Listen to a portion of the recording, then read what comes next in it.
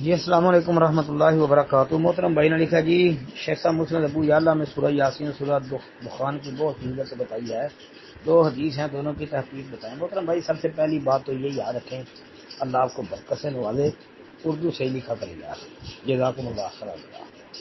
دوسرے نمبر پر یہ کہ سورہ دخان اور سورہ یاسین کی فضیلت میں جو آپ نے کہا دو حدیث ہیں مسند ابی یعلا کے اندر ہے، مسند ابی یعلا کے اندر جی وہ بھائی ثابت نہیں ہے، کیونکہ سند میں جو ہے نا وہ ہشام بن زیاد ابو المقدام یہ ایک راوی ہے، ہشام بن زیاد یعنی ہشام ابو المقدام، اس کی وجہ سے یہ روایت ثابت نہیں ہے، اور یہ ترمذی کے اندر بھی موجود ہے 2899 یعنی 2889 مسند ابی یعلا کے علاوہ۔ السلام علیکم ورحمۃ اللہ وبرکاتہ۔